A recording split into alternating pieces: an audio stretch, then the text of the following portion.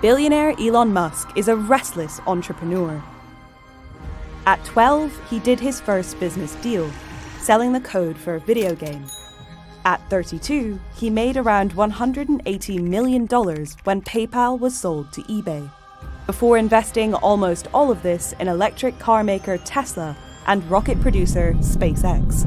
SpaceX is trying to ensure the long-term survival of humanity with multi-planet species. Multiple companies followed, including startup Neuralink, focused on merging the human brain with computers. Elon Musk seems to be motivated by sort of big problems that require him personally to save the world, whether it's from climate change with electric cars or whether it's from the risk of human extinction. And there's a sort of messiah complex to the whole thing. But where did this drive to save humanity come from? I did not have a sort of happy childhood, to be frank, but I read a lot of books. I read lots and lots of books. Science fiction inspired Musk's ambition to prolong the lifespan of humanity and his business empire. He's named several of his drone ships, which his rockets land on, after some of the spaceships that appear in Iain M. Banks' novels.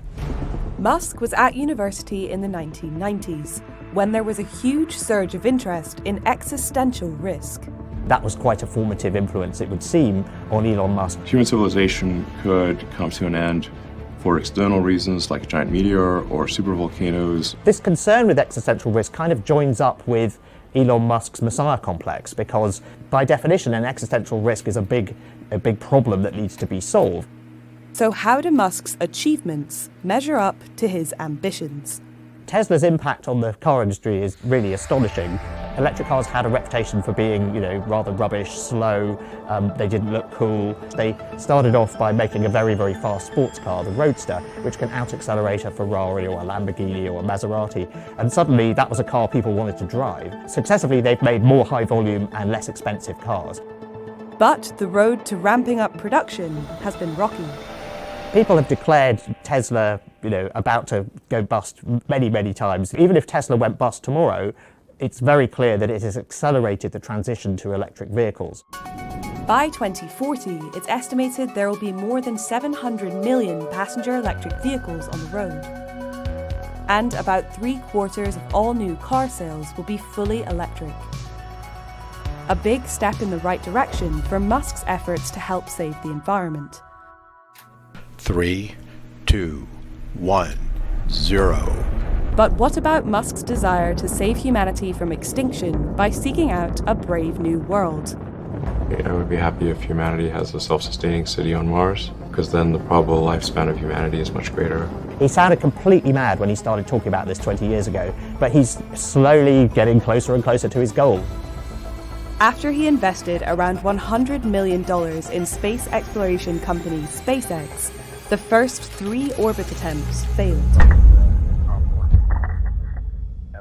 Musk is obviously a gambler, and many, many times he has put all of his money down and taken great risks. Many times he's come very, very close to losing it all. 0. We're in stage 1. Liftoff indication. The 4th rocket succeeded, and SpaceX's partly reusable Falcon 9 has slashed the cost of space launches, a vital step in getting to Mars. SpaceX absolutely dominates the business of launching stuff into orbit. It's bigger than everybody else in the industry put together, all the governments, everybody. It's phenomenal. If you're enjoying this film and want to read more of our coverage, why not take out a subscription to The Economist? You'll receive daily and weekly analysis of global affairs. You can read us online, in the app, or listen to the audio edition. For the best offer, click the link. SpaceX's satellite internet service Starlink has also allowed Musk to play saviour in a new way. It's been critical to Ukraine's armed forces. They absolutely depend on it so that they can coordinate their communications of their troops. They can do things like use it to control drones and see what's going on the battlefield. So that, in a strange way, gives Elon Musk an enormous amount of power. Musk is also sort of setting rules and limits on what can and can't be done with this technology, and thus what the Ukrainian army can and can't do. Now he's taking on new global challenges. Having solved how to make spaceflight cheap and how to make electric cars sexy, he's decided that he can solve anything. And furthermore, that those two big engineering problems are a good template for how he can solve other problems. Take free speech. Musk bought Twitter, now named X, in 2022 for $44 billion. Having a public platform that is maximally trusted and broadly inclusive is extremely important to the future of civilization. How you manage a social media platform, that really isn't an engineering problem. When you're trying to build an electric car or a rocket, your adversary, as it were, is the laws of physics. Your adversary, when it comes to managing a social media platform, is human nature. When he took over, Musk immediately fired half of the workforce, giving remaining staff a choice. Employees have until 5 p.m. today to commit to extremely hardcore work or leave the company. The self-declared free speech absolutist has blocked tweets to prevent offence, making it harder for accounts to impersonate big brands when it was bad for profits, and blocked critics of President Erdogan during the Turkish elections.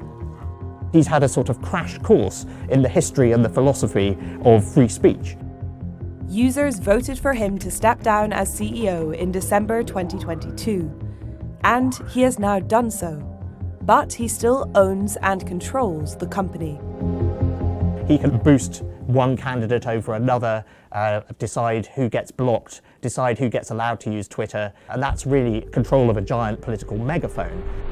Now he's wading into geopolitics to try to be a peacemaker. He tweeted a Russian-friendly plan to end the war with Ukraine. But Musk's efforts in international diplomacy might not be as altruistic as they appear. You have to remember when he talks about things like China-Taiwan or US-China politics, that he has enormous vested interests in these things. Tesla has a large factory in China and is planning on building another. Or if the US and China were to go to war and China were to seize foreign assets within its borders, that would all be very bad for Elon Musk.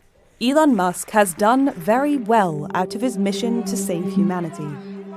But perhaps sometimes he needs to remember that with great power comes great responsibility.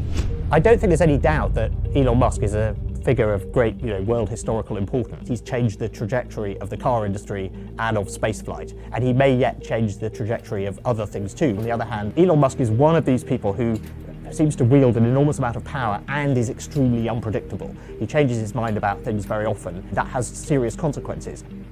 One of the big questions is, will the good that Elon Musk does outweigh the bad? I'm Tom Standage, Deputy Editor at The Economist. For more of our coverage of technology, click the link. Thanks for watching, and don't forget to subscribe.